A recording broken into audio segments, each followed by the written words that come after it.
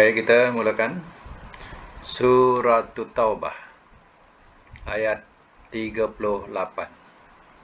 Surah Taubah atau Surah Al-Bara'ah, Suratul Bara'ah. Jadi dia ada dua nama. Tak jumpa Surah Taubah, carilah Surah Bara'ah. Surah yang sama. Baik, kita mulakan ayat 38. A'udzubillahi minasyaitonirrajim. Ya ayyuha, wahai alladzina, orang-orang yang amanu, telah beriman mereka.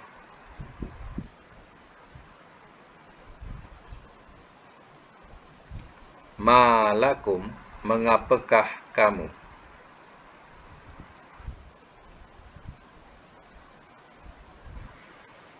Iza, apabila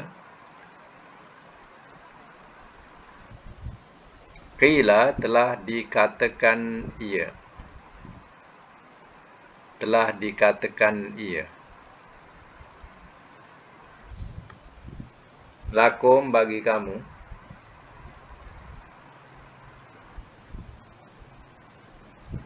Infiru, maralah olehmu. Maralah olehmu. Fi sabilillah, pada jalan Allah.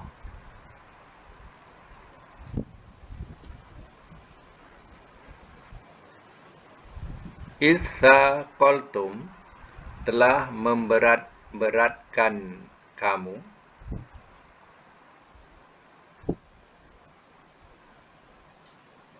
Telah memberat-beratkan kamu.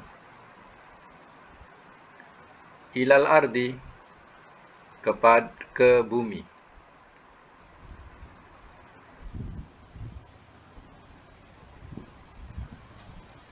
Araditum, adakah telah redha kamu?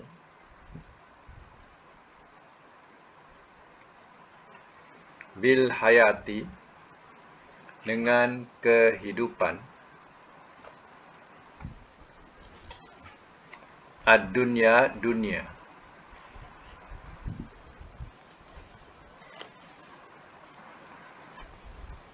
Minal akhirah, daripada akhirat.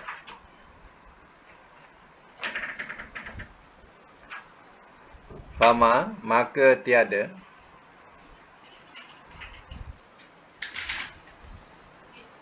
Al-mata, kesenangan.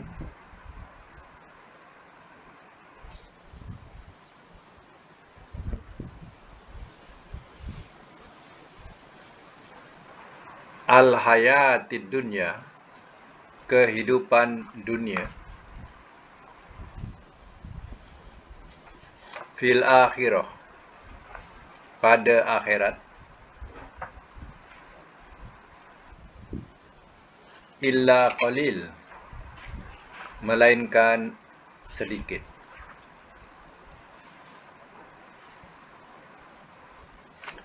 Semak semula. Ya ayyuhallazina amanu, wahai orang-orang yang telah beriman mereka.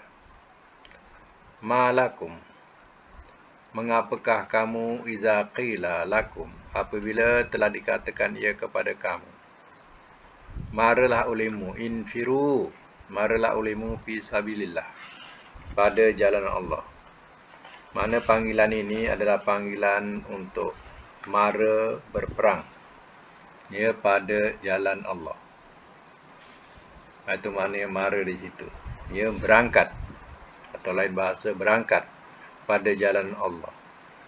Apabila dikatakan kepada kamu, maralah olehmu atau berangkatlah olehmu pada jalan Allah, iaitu ya, untuk berperang. Idza qaltum ilal ardi, telah memberat-beratkan kamu ke bumi.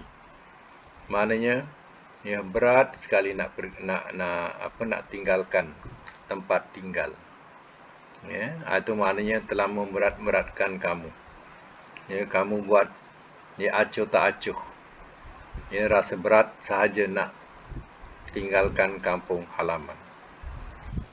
Dikatakan di sini, araditum, adakah telah redha kamu bil hayati dunia, dengan kehidupan dunia,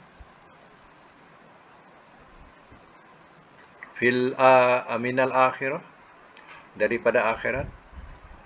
Adakah kamu redha akan dengan kehidupan dunia daripada akhirat? Itu soalannya.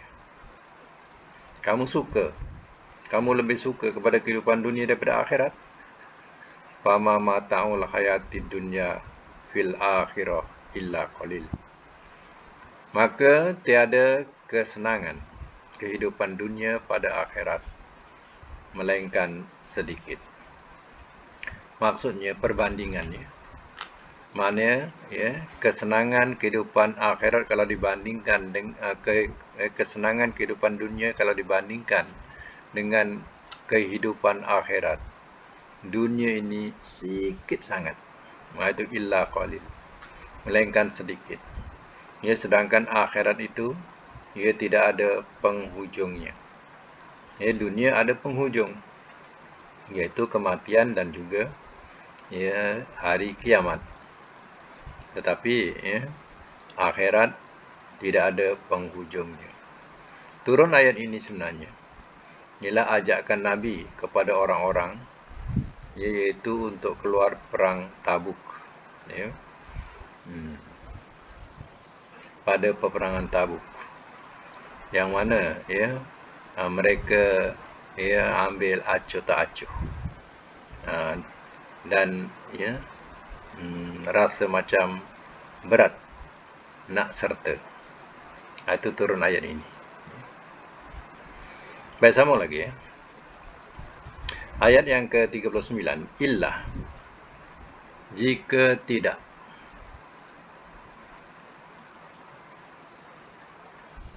tanfiru, kamu mara,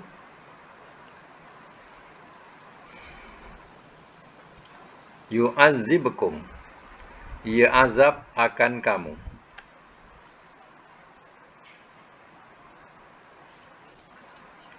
azaban alimah, azab yang amat pedih.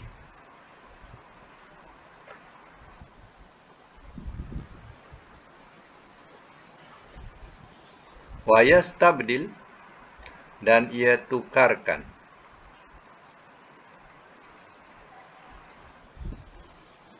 kauman, akan kaum, ghairakum, selain kamu,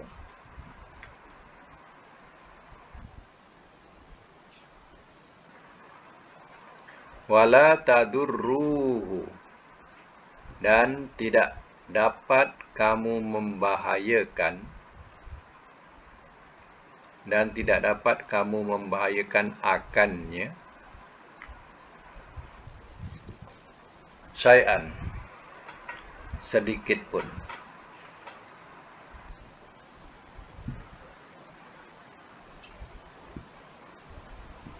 Wallahu, dan Allah, ala, atas, kulli syai'in, tiap-tiap sesuatu, qadir, amat berkuasa.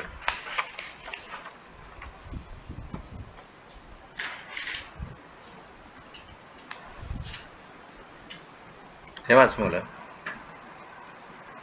Illa tanfiru, jika tidak kamu mara.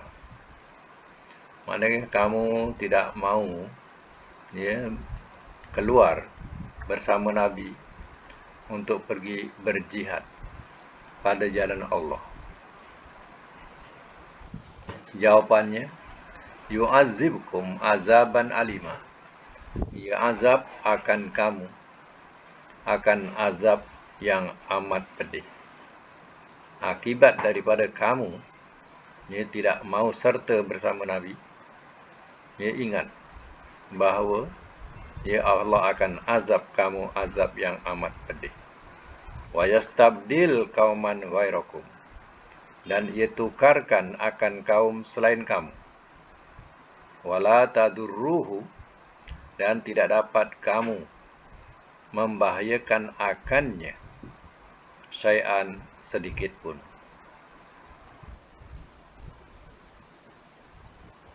Wallahu ala kulli syai'in qadir, dan Allah atas tiap-tiap sesuatu amat berkuasa. Ini adalah satu pengajaran yang mana jika tidak kamu memerangi mereka, maka kamu nanti akan diperangi. Dan kamu bila diperangi, kamu dijajah. Pada masa itu barulah kamu tahu azabnya. Bila umat itu sudah kena jajah dengan bangsa lain, apalagi bangsa lain selain kamu itu bangsa yang zalim, dan kamu tidak dapat membahayakan mereka sedikit pun, maknanya kamu tak dapat nak melawan mereka. Pada masa itu barulah kamu tahu betapa pentingnya berjihad pada jalan Allah. Ini berlaku kepada Bani Israel, yang mana tentera Jalut telah menakluki mereka pada masa itu. Kerana apa? Mereka meninggalkan jihad. Akhirnya ditakluk oleh tentera Jalut. Berpuluh tahun mereka dijajah dengan tentera yang kejam. Itulah satu, terkadang kita tak tahu bangsa yang zalim menjajah bangsa yang baik pada fikiran kita. Terkadang bangsa yang baik ini kerana meninggalkan perkara-perkara yang Tuhan tidak sukai. Perkara-perkara yang Tuhan suruh, perkara-perkara yang Tuhan suruh mereka tinggalkan. Jadi Allah tidak senang dengan kaum ini, kerana mereka juga tidak mahu menentang kezaliman itu atau kejahatan itu atau kekufuran itu. Maka Allah izinkan tentera yang jahat ini menakluki kaum yang dianggap sebagai kaum yang baik pada pandangan kita. Tapi hakikatnya sebenarnya Allah nak mengazab kaum itu.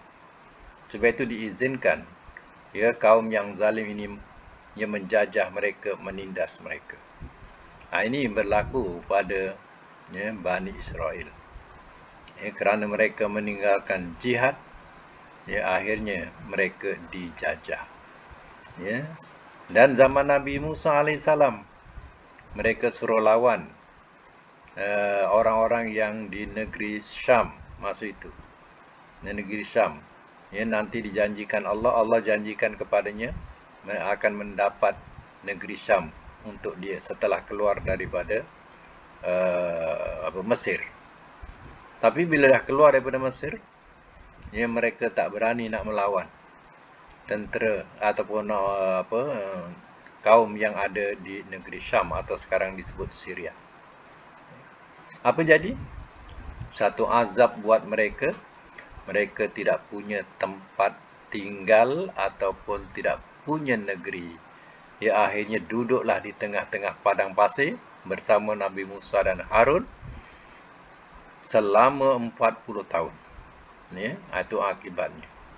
Kerana apa? Allah suruh dia berjihad menentang kaum itu, yang Allah tidak suka kaum yang ada dalam negeri Syam itu. Sebab mereka itu berlaku zalim. Kufur dan berlaku zalim. Jadi Allah berikan kepada Bani Israel. Tapi Bani Israel menolak, dia tak nak memerangi. Itu yang akhirnya mereka tidak punya negeri, duduklah di tengah-tengah padang pasir. Disebutlah nama padang itu disebut padang Teh. At-Teh, nama padang tu.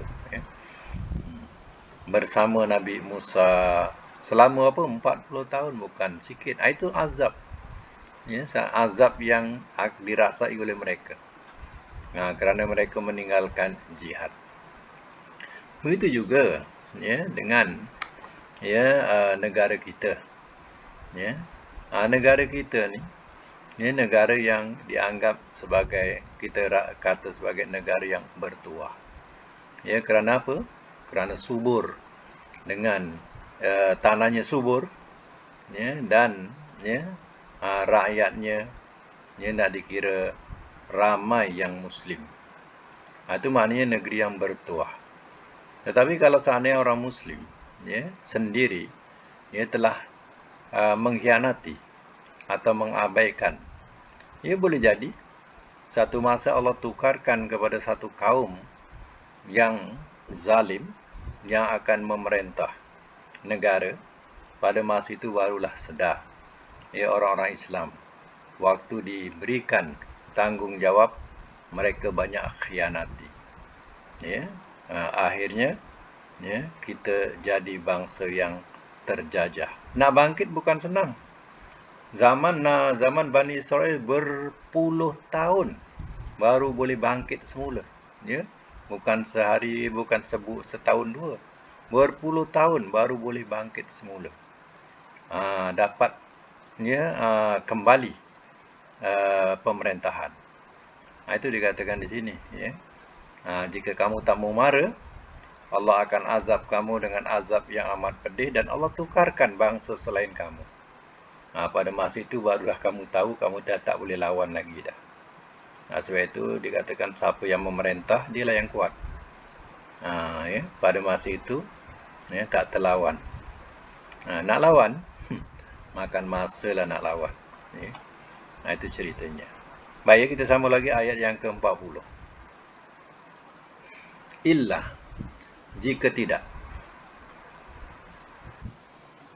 tansuruhu, kamu tolong akannya.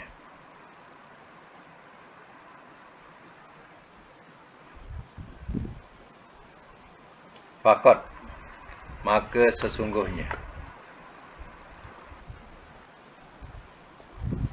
nasarahu, telah menolong ia akannya. Allahu, oleh Allah. Di waktu, rojahu, telah mengeluarkan ia akannya.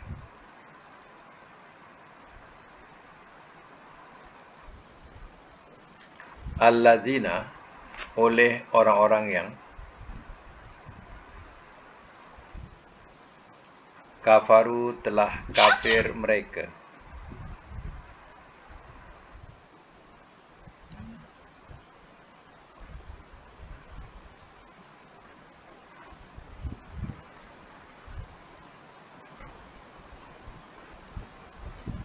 Saniyas naini,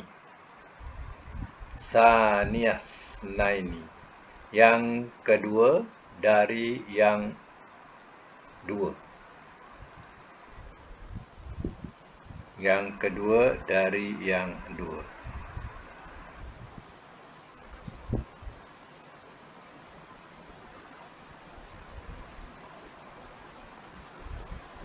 Di waktu, huma, keduanya,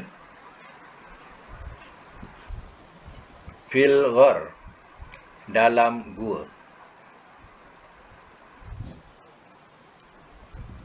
Di waktu, yaqulu, ia berkata, li sahibihi,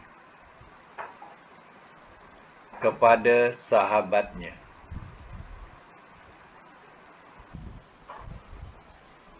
la tahzan, jangan engkau berduka cita.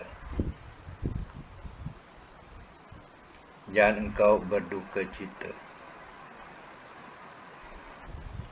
Innallaha, sesungguhnya Allah, ma'ana, bersama kita.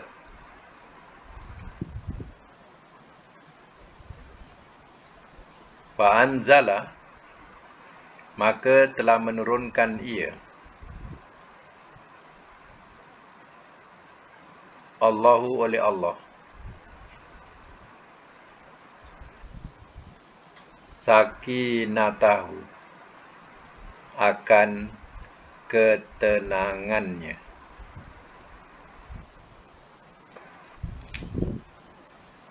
Ketenangannya. Alaihi ke atasnya. Wa ayyadahu dan telah menguatkan ia akannya.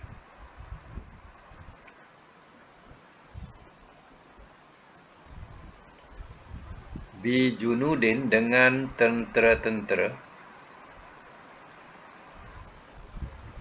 Lam tidak. Tarauha kamu lihat akannya.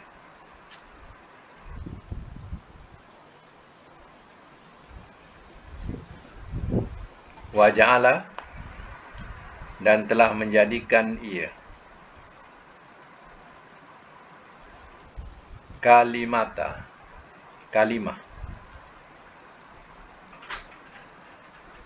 allazina orang-orang yang kafaru telah kafir mereka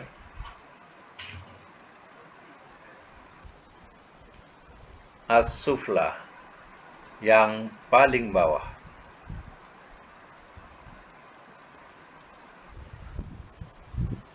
Wa kalimatullah dan kalimah Allah ia al-ulya yang paling tinggi.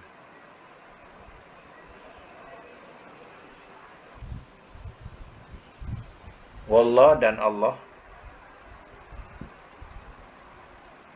azizun amat gagah. Hakimun lagi amat bijaksana.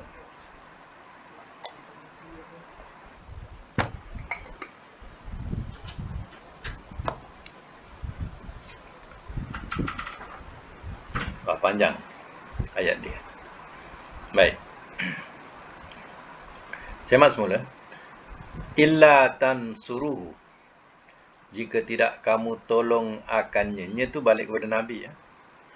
Allah beri peringatan ya kepada mereka, iaitu ya kalangan orang-orang Muslim. Jika kamu tidak tolong akannya, tidak tolong Nabi, faqad maka sesungguhnya nasarahullah telah menolong ia akannya oleh Allah. Maknanya Allah sendiri sudah tolong Nabi. Iz akhrajahu allazina kafaru. Di waktu telah mengeluarkan ia akannya oleh orang-orang yang telah kafir mereka. Ketika ya, orang-orang kafir mengeluarkan Nabi daripada Makkah. Ya. Sebab ya, mereka sudah bermesyuarat di Darun Nadwah. Nama tempat itu Darun Nadwah. Mereka bermesyuarat membincangkan macam mana kita nak buat Muhammad ni. Ya, buat huru hara je di Mekah ni. Macam mana kita nak buat terhadap Muhammad ni? Kepalanya Muhammad. Jadi mereka sudah berbincang-bincang. Ya, salah satunya ya mereka kata ya kita bunuhnya Muhammad. Kalau ketuanya dibunuh, habislah. Senyaplah. Satu pendapat. Ya. Yang lainnya katanya ya, kita tahan dia. Yang lainnya kata ya, kita usir dia. Ya.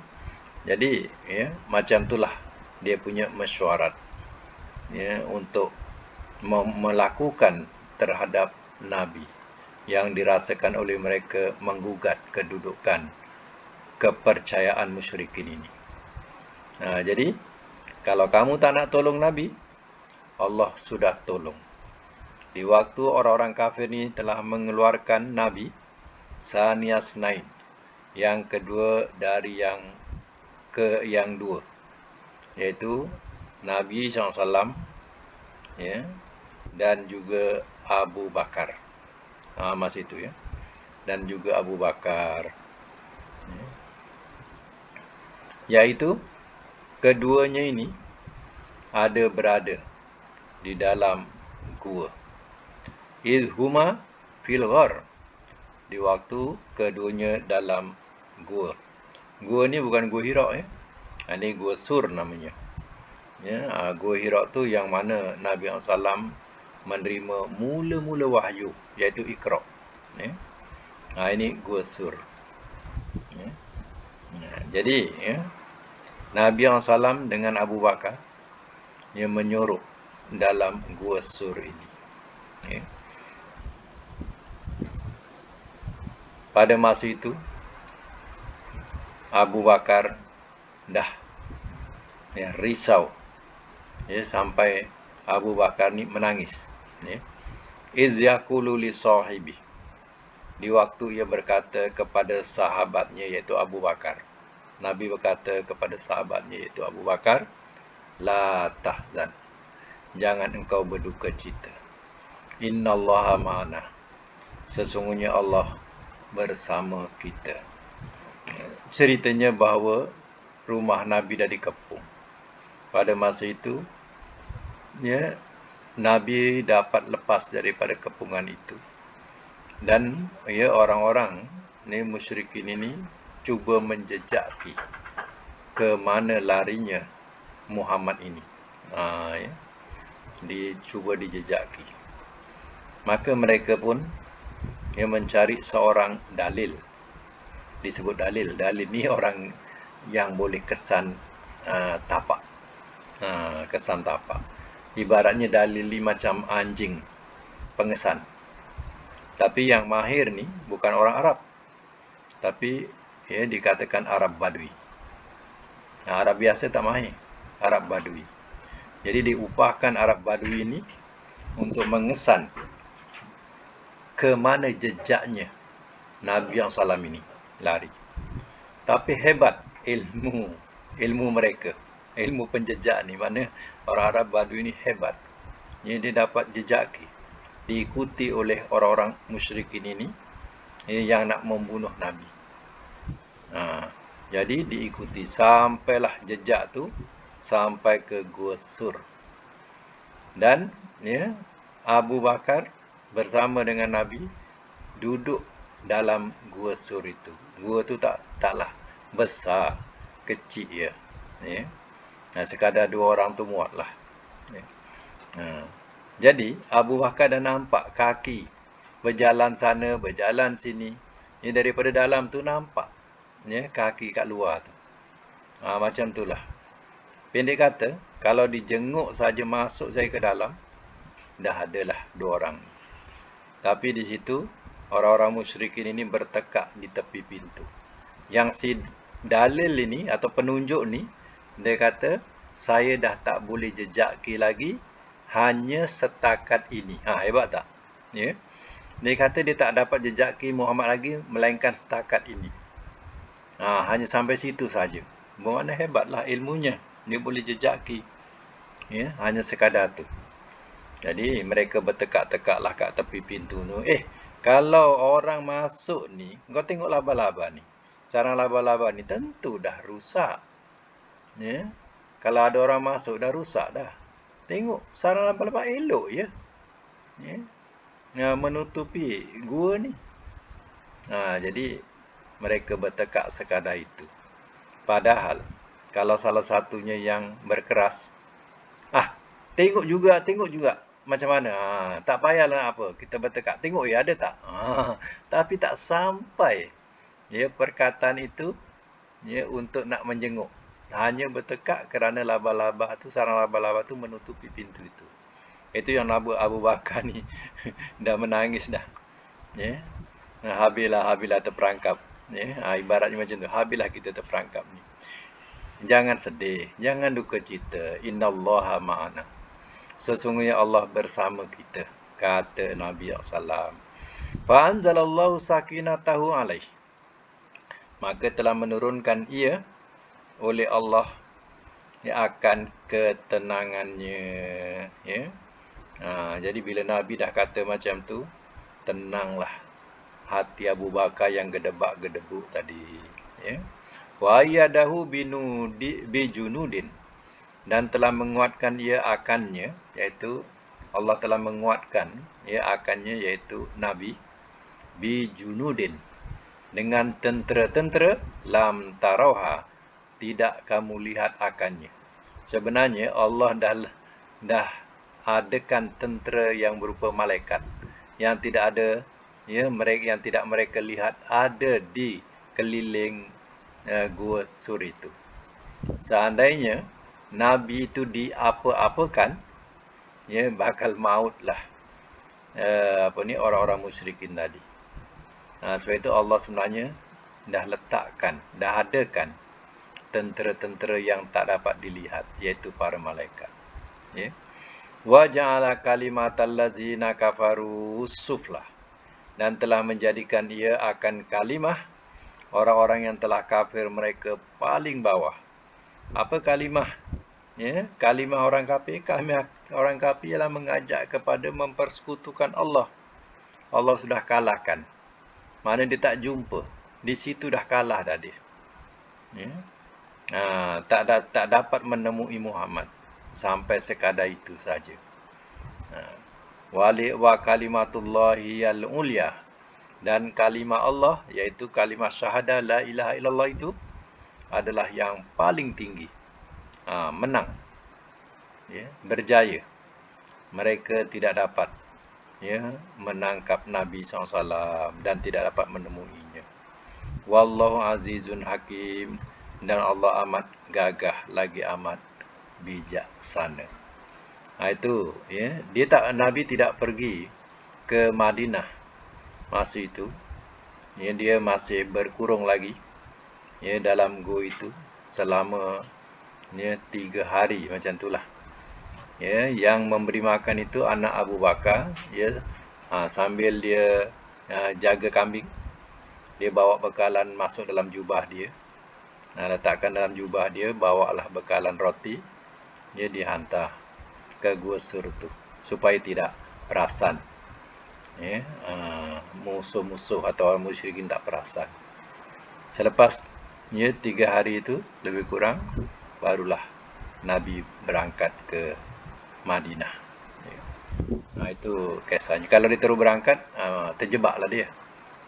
Kisahnya macam tu. Jadi, ya, nak mengelakkan supaya tenang, sudah kecewa mereka, ya, maka, ya, barulah berangkat. Itu kisahnya. Ini ayat ni memberitahu, itu kat maknanya, kalau kamu tak nak tolong Nabi, Allah dah tolong Nabi. Kisah di Gua Sur ni. Itu maksudnya. Ya.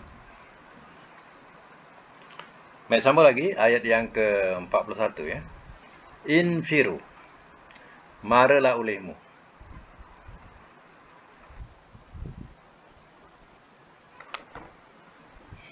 Maralah olehmu khifafan, keadaan ringan,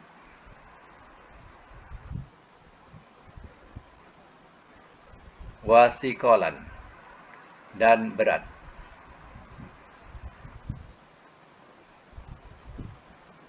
Wajahidu, dan berjihadlah olehmu.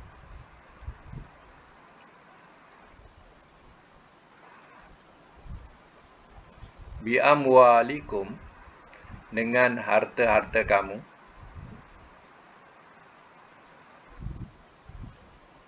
Wa anfusikum, dan diri-diri kamu.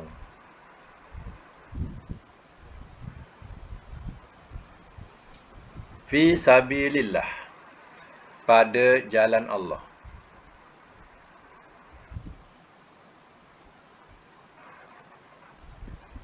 Zalikum, yang demikian itu, khairun, lebih baik.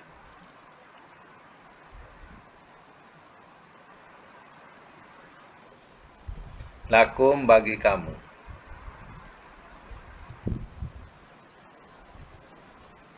In kuntum, jika adalah kamu.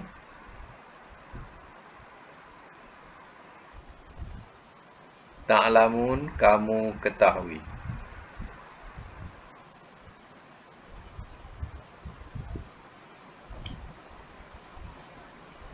Simak semula. Infiru khifafan wa thiqalah. Maralah olehmu keadaan ringan, wa thiqalah, dan berat. Mana dalam keadaan rasa sukarela atau keadaan terpaksa, maralah. Sertailah, ya. Sertailah, ya, dan maknanya temanilah Rasulmu, yaitu Muhammad. Ya, sama-sama pergi berjihad.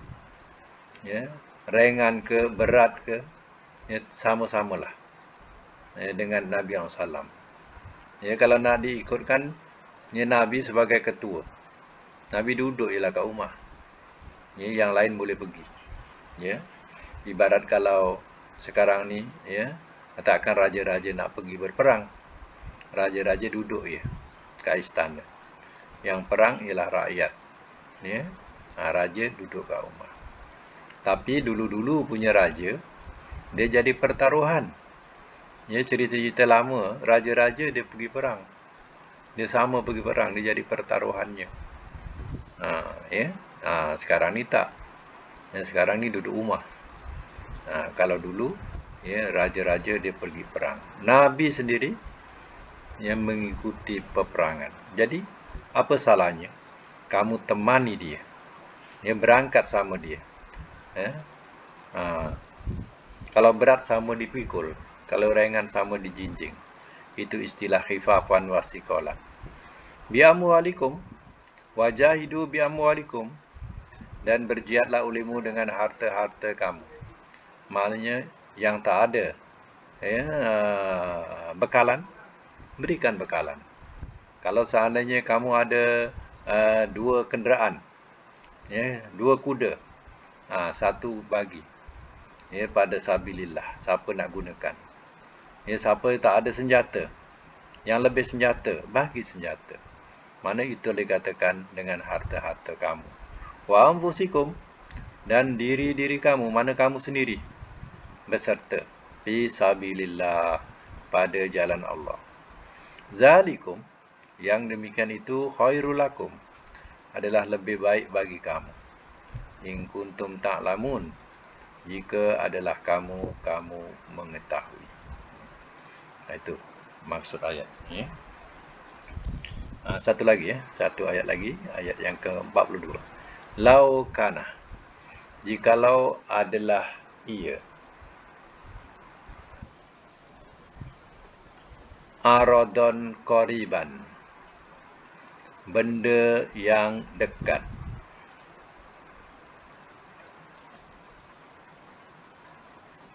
wasafaron, dan perjalanan, qasidan, yang pendek, lattaba'uka, nescaya telah mengikut mereka akan engkau.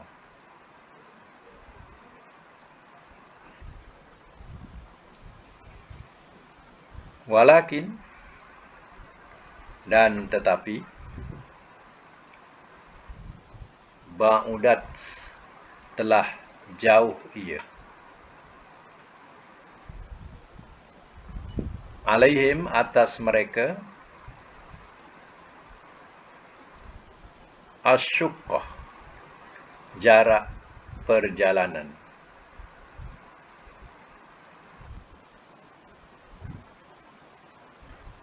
wasayahlifuna, dan bakal mereka bersumpah,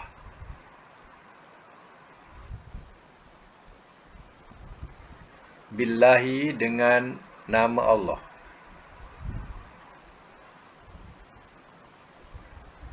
lau, jikalau,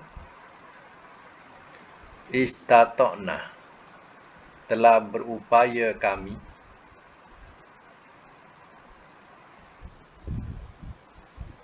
la kharajna, nescaya telah keluar kami,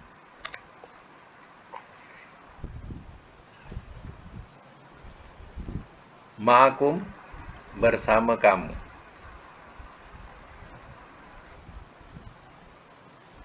Yuhlikuna, mereka membinasakan.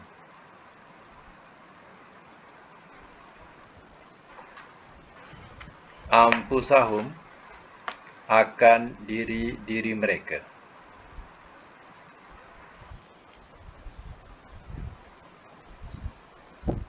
Wallah, dan Allah, ya'lamu, ia mengetahui.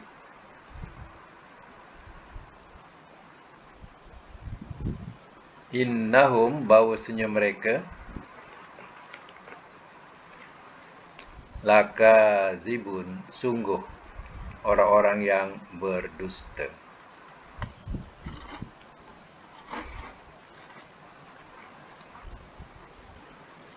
Mari semak semula. Lau kana aradon qoriban wa safaron qasidan.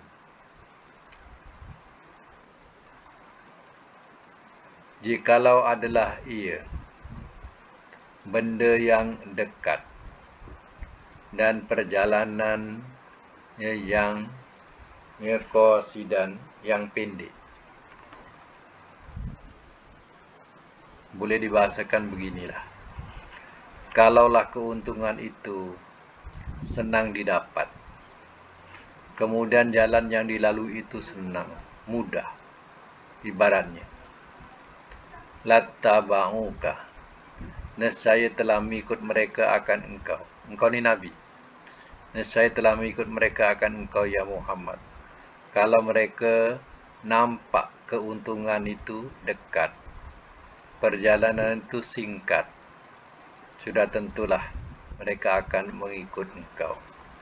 Walakin, dan tetapi, ba'udat alaihimus syuqqah, dan tetapi telah jauh ia atas mereka, asyuqqah, jarak perjalanan. Ini kisah mengenai peperangan. Peperangan ini dikatakan sebagai peperangan yang paling mencabar. Dikatakan sebagai peperangan yang paling mencabar. Sebab itu mereka rasa susah atau sukar untuk mengikuti Nabi sallallahu alaihi wasallam.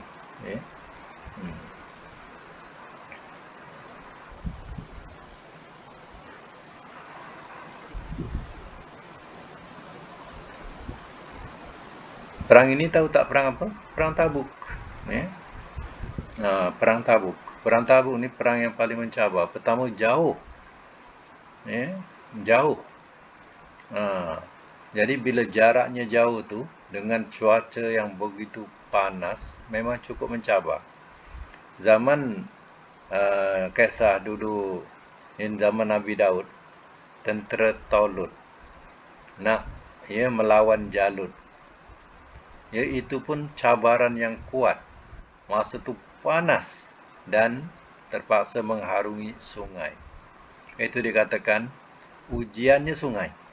Siapa yang minum betul-betul, kata Talut, itu bukan golonganku. Yang minum sikit, itu masih dimaafkan. Yang tak minum lagi baik. Jadi akhirnya apa? Bila dapat air, masing-masing pun kenyang perut dengan air. Maka tinggal sedikitlah yang benar-benar mengikut arahannya, itu yang sanggup berperang. Yang kekenyangan air semua dah lemah, dah tak sanggup lagi nak melawan Jalut. Jadi di sini ujian untuk orang-orang Muslim ketika itu, iaitu jarak perjalanannya adalah jauh dan panas masa itu. Musim panas terik. Jadi kalaulah dekat, nescaya mereka akan ikut. Kalaulah senang dapat kemenangan, lagilah mereka akan pergi. Tapi jarak perjalanan itu cukup sukar. Wa sayahlifuna billah, Ini kepada orang-orang munafik pula diterangkan. Dan bakal mereka bersumpah dengan nama Allah. Orang munafik ni. Lawis tatokna la kharajna ma'akum. Kalau telah berupaya kami, nescaya telah kami keluar bersama kamu. Orang-orang munafik ni buat helah. Dia tak nak pergi. Dia buat alasan. Ya, kalau kami boleh, kami dah keluar dah bersama kamu. Tapi tak boleh. Ya. Buatlah alasan macam-macam. Dia kata rumah tak ada orang tunggu. Ya. Rumah tak ada orang nak tunggu. Jadi kami tak boleh nak pergi. Demi Allah aku tak boleh pergi. Itu billah tu bersumpah. Demi Allah aku tak boleh pergi. Ya, sebab tak ada siapa kat rumah ni. Ya. Eloklah tak ada siapa kat rumah. Biarlah pergi. Patutnya. Tapi buat alasan. Ya. Macam-macam buat alasan. Itu dikatakan. Ya. Yukhlikuna anfusahum. Mereka membinasakan akan diri-diri mereka. Perbuatan mereka ini boleh mencelakakan diri mereka sendiri. Bayangkanlah, kalau mereka tidak memerangi musuh itu, musuh memerangi kamu, pada masa itu teraniayalah kamu, binasalah kamu. Wallahu ya'lamu innahum lakazibun. Dan Allah mengetahui bahawasanya mereka sungguh orang-orang yang berdusta. Kelebihan Nabi SAW, Allah sentiasa menunjukkan kaumnya yang berdusta ataupun munafik. Munafik. Jadi Allah menunjukkan kepada Nabi siapa-siapa dalam jamaahnya yang munafik. Kita tak boleh nak baca. Nabi pun tak boleh baca. Tapi Allah tunjukkan kepada Nabi. Itulah kelebihan Nabi SAW sehingga dapat mengesan orang-orang munafik dalam jamaah yang berpura-pura bersumpah tapi sebenarnya hakikatnya tak ada. Kata tak ada siapa nak tunggu rumah, sebenarnya ada. Itu semuanya adalah datang daripada mulut-mulut orang-orang munafik.